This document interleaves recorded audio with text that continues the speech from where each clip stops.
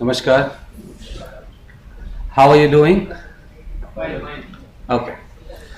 I have heard everybody about what you think, what changes, and your expectations.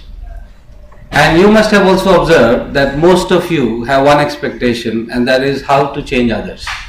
Whether it is about 3 layers or single layer or double layer. You must have heard when Mr. Panda said the first this program happened for your HODs and functional heads. They understood the program and then they decided it should happen for the second layer. And now that second layer has come, I am sure what you are going to say at the end of the program should happen for the third layer actually. Because the one who needs change is third layer and first layer. The HODs and those function heads said, Mr. Semwal, wonderful, very good program. Second layer needs these learnings. So you are here. Okay. I am sure you all are married because everybody is looking happy. Okay.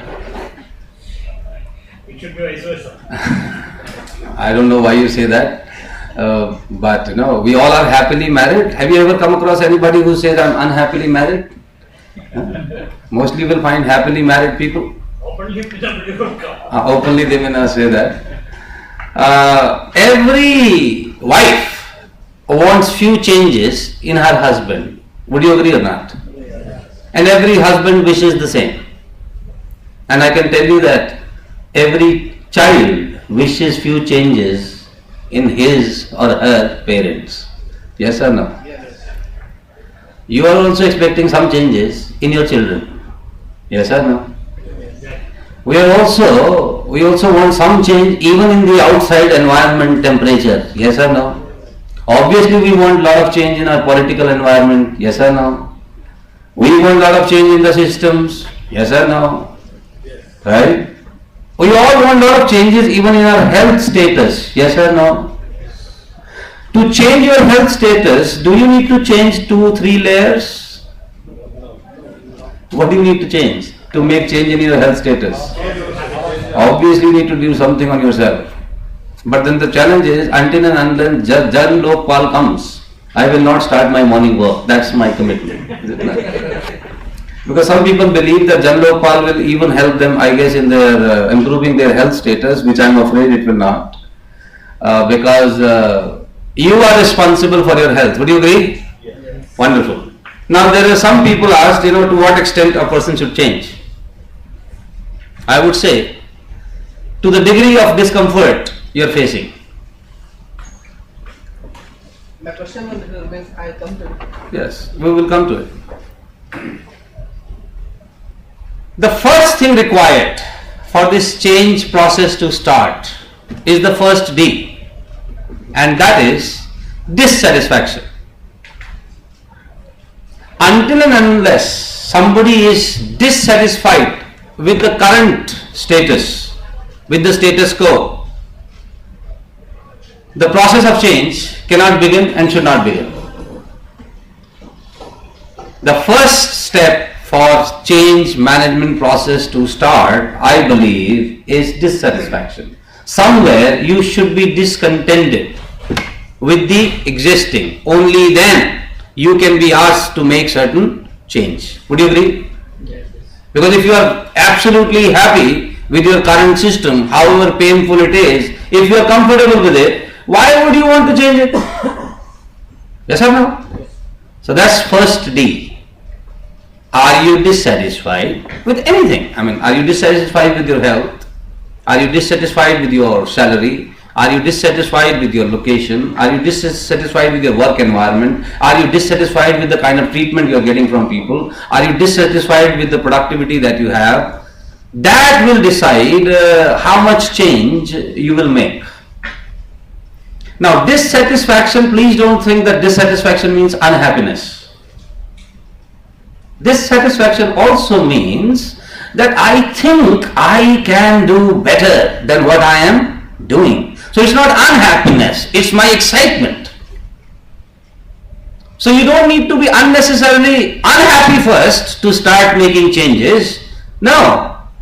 You just need to be dissatisfied with the current, that I think I deserve better, I can have more, then the process of change can start.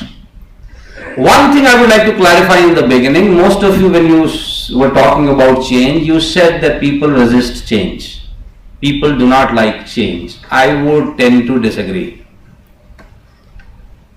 People resist only those changes which are painful. You are using your cell phone, right? That's also a change. You all have agreed happily to it, yes or no? So, if the company circular comes and tells you that for the next 2 days no work to be done, total holiday, paid holiday, will you accept that change?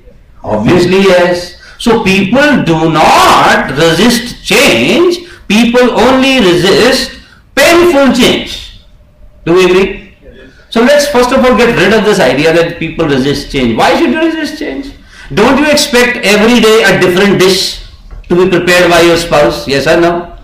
So that you can taste something different every day. You don't resist that change. You never go and tell your wife that every day you should cook the same dal. I don't want to see any change. I don't like changes. Rather, you and I welcome surprises. Yes or no? What is surprise? A change. And we are always looking forward to some kind of a change. So let's get rid of this negative belief about change, that people resist change. People do not necessarily resist change. They resist painful change. So the whole idea is how to make this change pleasurable so that people accept it. Would you agree or not? Yes, so let's get rid of this fact that people resist change. People do not resist change. You suppose today your children were going to school and you tell them don't go to school for a change. Will they be happy? Obviously they will say you are the best father in the world. They don't resist change. Right? Nobody resists change. Suppose if you are told today that your salary will be increased from tomorrow by 2000 rupees, this change you are going to accept happily. You are not going to resist. ऐसा मैंने कुछ किया नहीं है. Why should you raise my salary? No, people are not resisting change. Suppose if you are given iPhone today at 10,000 rupees, would you not buy that? You want to change your handset the moment it is cheaper. Yes or no? None of us would say, no, I'm very comfortable with my Nokia handset, I don't want to change to iPhone. If it is given at 10,000 rupees, I guess 50% of us will change right now. So, we are not resisting change. Today, the uniform that you are wearing, maybe 100 years back, the uniform was different, the dressing style was different, yes or no? We have changed. By choice or by compulsion, I don't know, but you have changed, right? Now look at the hairstyle of your children nowadays. You may not like it. You are asking them not to change, but they are changing, yes or no? And our question was that we are asking people to change and they don't change. Rather, you are stopping change, but they change. The problem is, we are not able to make desired changes in our life. The other changes that happen to us, where we have no control, we accept them, yes or no? That's our pain about change. Because most of the changes that you and I are making in our life are forced upon us, and then we resist them. Would you agree? Yes or no? Now there are two kinds of changes. First, desired changes, and the second, required changes. Right? First is desired changes, and the second category is required changes. Desired changes, obviously you will be very happy to make those changes, but when you are required to change, then obviously you are forced upon to make certain changes and then you resist it. So, first D, dissatisfaction with the current. Number one. Number 2D, desires. You are dissatisfied, that's okay, but then you should have a desire to do something better. Right now when I am looking at you, I am sure most of you must be struggling with, like the previous batch, most of them, they had one problem. How to go for morning walk. They were struggling. Half of them said, if somehow we can start doing morning walk, this change will do a lot of good to us. Right? I don't know, God is very kind to us. They started. Today was their second day. They went for the walk. Now it was desired or required, I really do not know. But they agreed to it. Okay? So second thing required is you need to have a desire. So my first question to you, we are not talking about only your professional area. I am asking you, do you qualify on the first D? Are you discontented somewhere? Yes or no? Yes. Can we say loudly yes? Yes. A bit more louder please. Yes. So are we dissatisfied in some area of our life? Yes or no? Yes. Wonderful, very good. So you have the first qualification. Second, do you wish to overcome it? Yes. Because some people are very comfortable with that dissatisfaction. Like in one of my training program, I asked people, how many of you fear public speaking? 80-90% of them raised their hand. We fear public speaking. And then I asked them, how many of you want to get rid of it? Only 10%. Others are very comfortable with it. They don't want to get rid of it. Right? Now that's the challenge. So I'm asking you the second. Do you have the desire? Yes. Yes. Are you sure? Yes. Okay, alright. Yadav sir, you have the desire? Good. Now third D, which is essential, and there people fail. They have discontentment, they have desire to change, but they fail on the third D, and that is discipline. They do not have the discipline for change. They start something and then they don't take it through. Don't do the follow-up. Do not persist with the system. And that is why this process of change fails. So discipline. If I ask you, what do you understand by discipline? What would you say? What is discipline? Punctuality, Systematic. regularity, systematic. What else is discipline? Continuity. Continuity, very good. Walk on the path given by the rule. Follow the laid down rules. But one more thing you should add to your information about discipline. Discipline is determination. Discipline is doing the essentials and avoiding inessentials. When you and I do what we are supposed to be doing, and we avoid doing what we should not be doing, that shows you are a disciplined person. Now the challenge is, people want promotions and they will be focused on the IPL matches from next month. Their time, energy, effort will be on, which team is winning, and their target is promotion.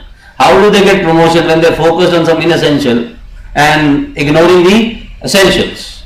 So they're not disciplined in their life. I want better health, but don't want to go for walk. Wonderful. Amazing discipline. How can you expect better health without doing something which is required to have a better health? But people say I have desire, but they do not have discipline. And let me tell you friends, one thing that I experienced in my life, and that is, discipline gives freedom for life. Would you agree? Discipline gives freedom. Discipline and freedom, two words people think they are contradictory. Like he's nodding his head that no. Discipline means constraint. But let me clarify, why do I say that? Suppose you are the one who always comes on time, goes back on time, finishes task on time, and whatever you commit, you deliver. Obviously, your boss does not need to keep poking his nose into your routine. Yes or no? Rather, your boss would be willing to have more people like you who don't need to be told, who are self-starters. Yes or no? You get tremendous freedom, no bossing around. But suppose you are not disciplined, then obviously your boss needs to get things done from you. Will be doing follow-up with you.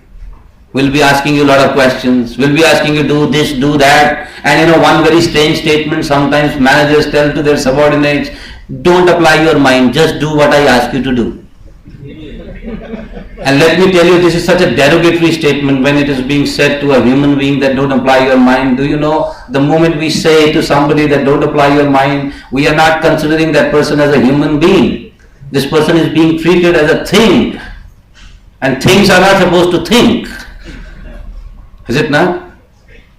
But we take it as a compliment sometimes that okay, not supposed to think, wonderful, no responsibility, right? So, discipline gives freedom for life, tremendous freedom, because you're always free, you are so disciplined. Once you have the discipline to learn something, you are free your whole life to do that particular thing in whatever way you want. But first, you need to have what? Discipline. Avoid inessentials in the beginning. Do the essentials in the beginning, then you get hold of few things, and then you get lot of appreciation, acknowledgement, promotion, recognition, then you get a status and you reach a situation, then you can make certain changes. But you need to start with discipline. And the last D is dedication. Okay?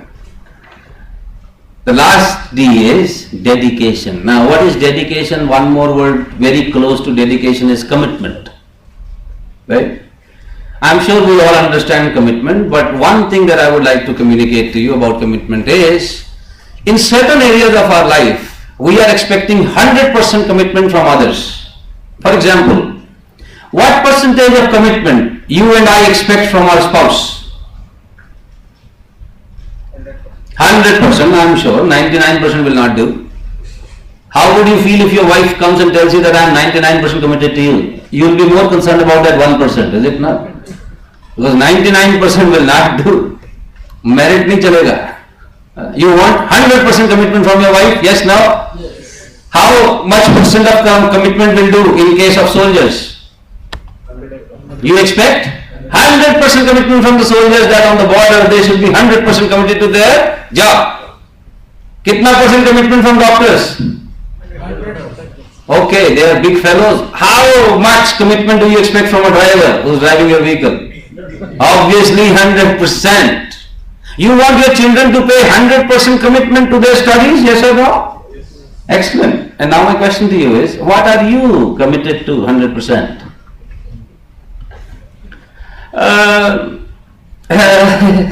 80% merit is okay, right? But in our case, 80%, 90% will do. But in others' case, we are expecting what? 100%. Do you know why do we want these two layers to change?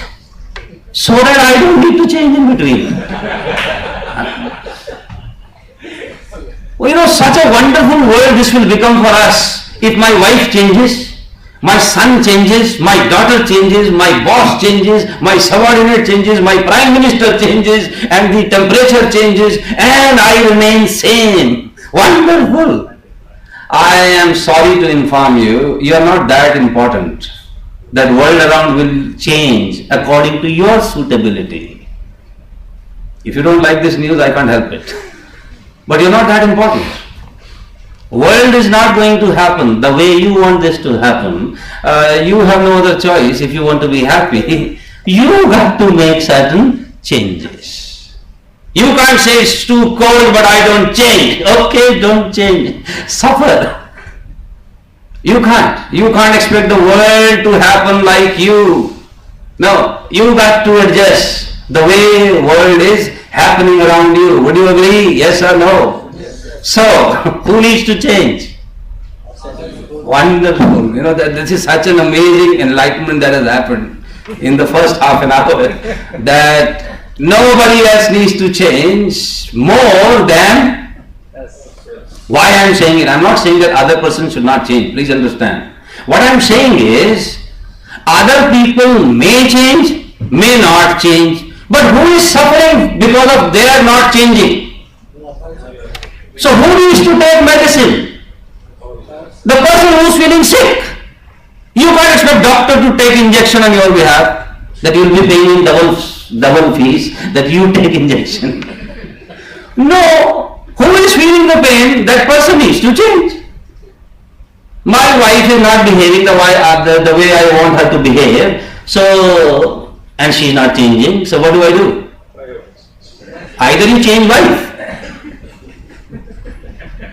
If you have that option available, exercise that option. But for some reason, if you don't have that exercise, now that you are too old into this institution called marriage, your children are grown up, even if you want, you can't change that. So then do what?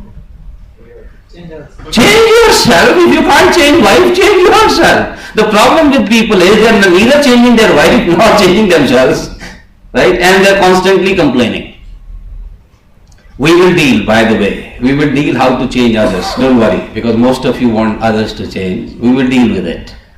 But for others to change, sometimes I need to change my approach. Would you agree? Yeah. Maybe I'm too polite with somebody and that is why this person is not changing. So maybe I need to become slightly aggressive with this person. Would you agree? Yes or no? Or maybe I'm too aggressive with this person and I need to become slightly polite with this person. But again, where are you making change? In yourself. Now it happened, there was a person who started realizing that my wife suddenly has started, she doesn't listen properly now. So her listening power is going down tremendously with the growing age. So obviously he went to a specialist and asked for equipment for the ear. He said, "Gee, my wife is not listening properly nowadays, so can you please give me that equipment so that she listens properly?" So the specialist said that, I can't just simply give you an equipment right now. First you need to tell me, what is the percentage of listening that, she is finding it difficult to listen. He said, "How do I know that?" He said, "You go back home. From a 40 feet distance, you call your wife. If she doesn't respond, go to 30 feet.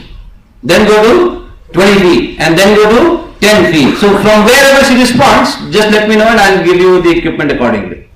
So this guy goes back home. From a 40 feet distance, wife is working. So he says, "Ani sunti ho?" And she was busy doing something, so no response. 30 feet. "Ani sunti ho?" No response. 20 feet. No response. 10 feet. "Ani sunti ho?" And the wife yelled, "Kab se keh rahi hu? Kya hai? Kya hai? Kya hai?" बार-बार आवाज क्यों लगा रहे? Who needs the machine?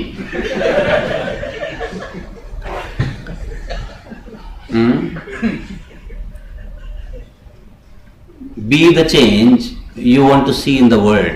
You must have heard this beautiful quote by Mahatma Gandhi. Be the change you want to see in the world. Even if you don't like the person who has said this, quote is relevant. Okay? Because sometimes we have a very natural tendency even to disregard good if it is said by somebody whom we don't like. Right? My suggestion to you would be, this is a very profound thing that he has said, that be the change that you want to see in the world. So my question to you, are you committed for change? This sound of yes. Okay. A bit more louder, please. Are you committed to change? Yes. Very good. What percentage? 100%. Because in few things, either it is 100% or it is 0%. This 70-80% will not do in few cases, right? Either it is 100% or it is 0%. So how many of you are 100% committed for change? Raise your hand. Yes. Oh, wonderful. Very good. If you're 100% committed for change, if you are 100% committed for change, I can assure you one thing, whether people around you will change or not, but your perception towards them will certainly change. I can assure you that. But we need to start the cleaning from our own house. Are you okay with it? Yes. So today we will be focusing on self in this program.